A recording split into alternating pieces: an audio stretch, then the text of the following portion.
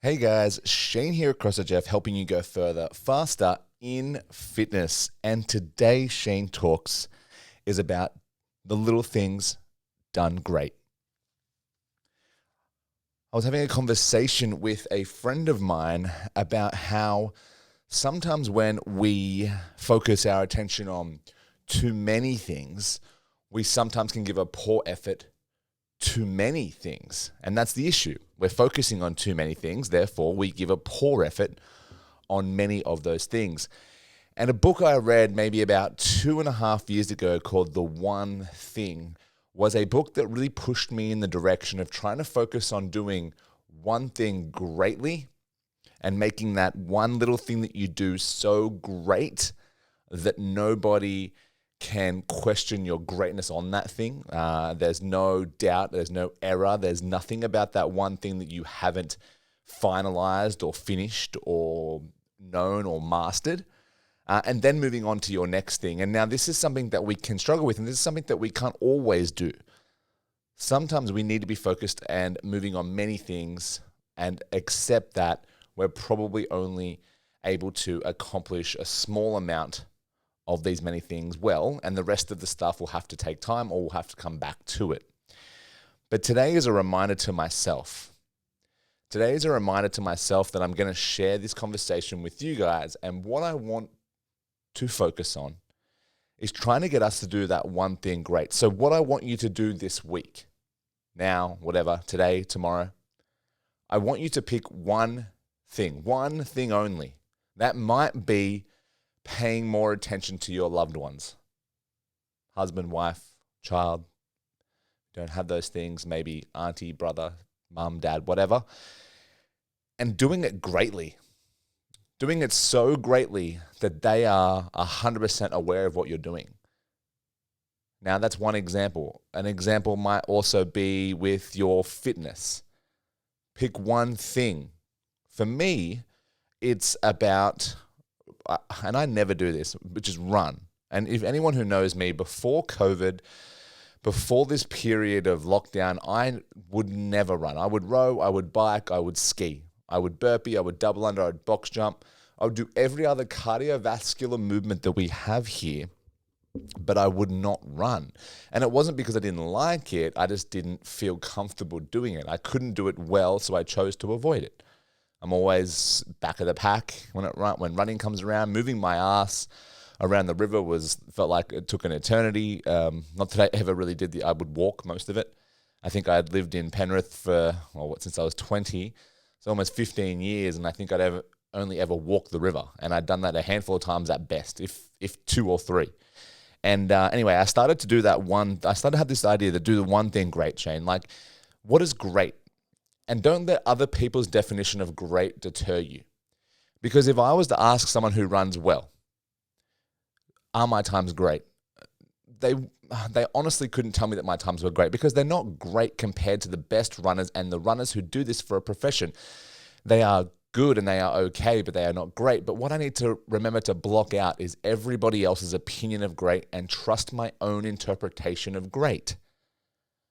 And I have to pick that one thing, and I have to work on it. So this Shane Talks is about you guys picking one thing, one little thing, and making it great. Mine's running, and I'm trying to make it as great as I can make it. I'll run 2Ks from here out to some stairs. I'll do some stair intervals. I'll come back.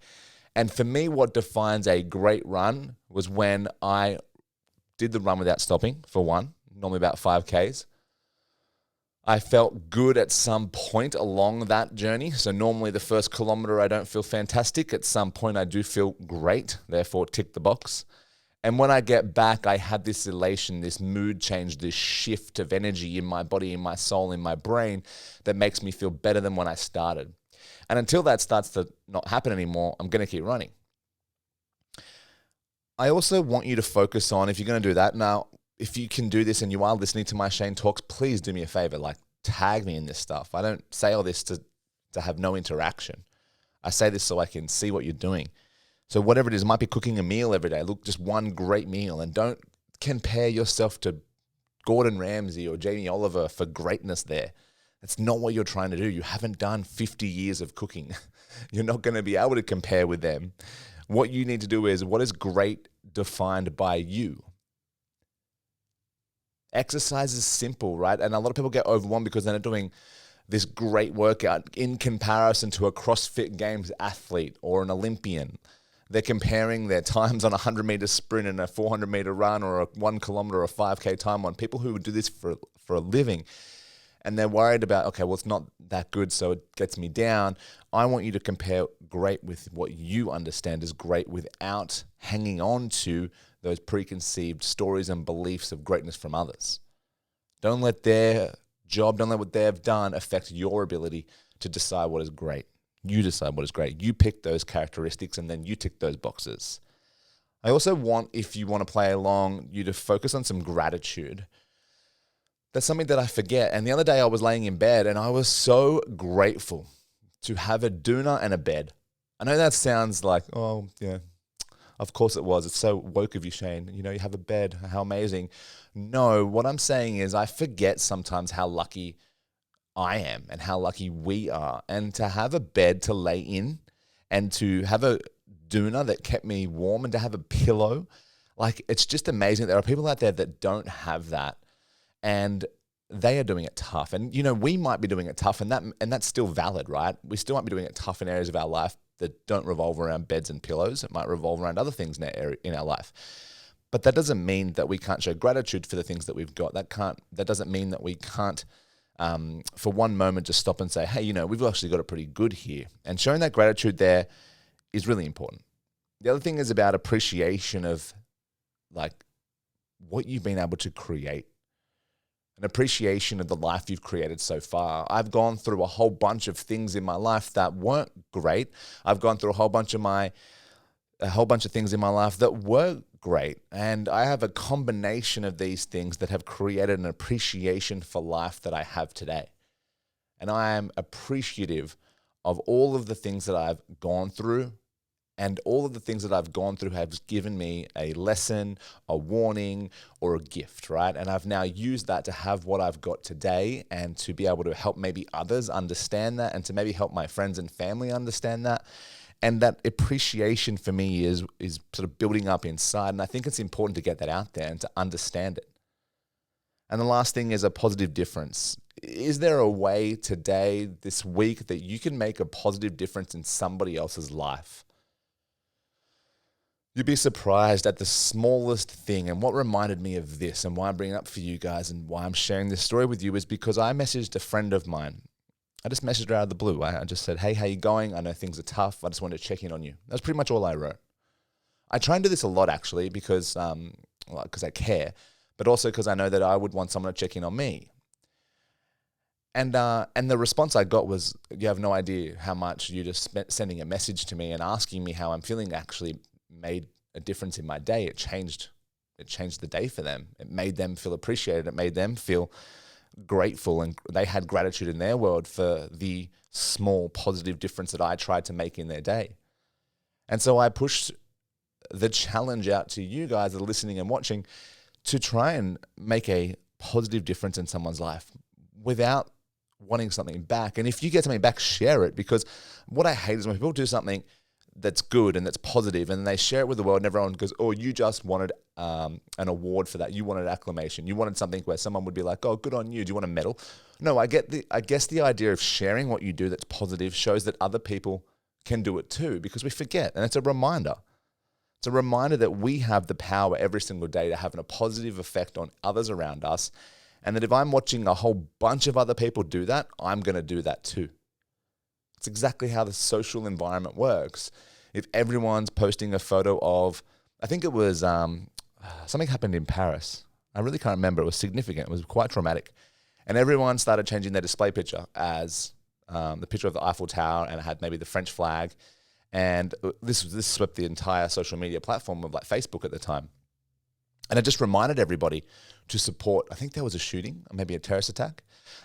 Regardless, it was quite significant. And what I'm trying to get the point is, if everyone starts to then promote what they're doing, promote their purpose, promote their beliefs, promote whatever it is that they're doing to those watching them, they're going to either A, have someone change their day to match what you're doing. They're going to rise to the ability, rise to the occasion around them to also do that. So when you're sharing your positive differences that you've made in other people's lives, you might have given someone an old TV that was laying around and you realize that someone didn't have one, whatever it is. You make a positive effect. Not that I think TV is a good thing. They're annoying, mostly. Mostly they're just full of junk on there and that you can't control what comes out of them, whereas on your phone you can. But regardless, I think if you can start doing that and then sharing that positive difference with the world, everyone then will start rising to the ability that you set, the standard that you set, and then everybody starts to be affected positively. And I think that's a good thing. It's not about giving people a pat on the back and people wanting a pat on the back and people wanting a like or a share on their Facebook or whatever. If that's the type of person you are and that's what you see, then you've probably got to question why that's the first thing that you see. Why in you do you see that negativity in someone straight away? What is it in you that is at the surface of negativity that makes you see negativity first? Why aren't you seeing a positive change? Why aren't you then trying to replicate what that person did? Now, let's go over it. The little things done great. That was the first thing we talked about. Can you pick one thing this week where it is a little thing done extremely freaking well? Running, push-up challenge, whatever it might be in your mind that you want to do. Some small, little, tiny thing that you think is insignificant, I guess, that you can do so well that it turns into greatness and you get something from it and you become so great at it. It's a great thing. Moving forward for the rest of the week, gratitude for what you have, an appreciation for the life that you live, an appreciation for what you've gone through, an appreciation for the troubles, the traumas, all the things that you may or may not have gone through, all the positivity or the negativity or the neutral. Have you got an appreciation for that? And how do we show it? And the last thing is positive difference. How can I create a positive difference in my friends, my family, those around me, so that that will then be the standard that they all rise to and they create more positive change in others, therefore affecting a wave of positivity, and we get more out of it for everybody around us, and the world will be affected because we can see how easily the world can be swayed and changed when the people get behind it. The people are getting behind this pandemic, the people are getting behind vaccinations and lockdowns, and everyone's following through mostly. Huge amounts of people, millions of Australians are doing this. Imagine if we started to do this with a positive difference in other areas as well. Climate control, pollution, all sorts of stressful things that are happening in our world. If we could do that with not only this pandemic, but with other things going on around us, the world would be a better place. And you realize that people have the power. The people have the power. We forget that. And look at what we're doing. We're creating this change. Yes, there are things that go on that we struggle to change, but we mostly have so much power to make a positive influence or a positive difference in the world and in those around us.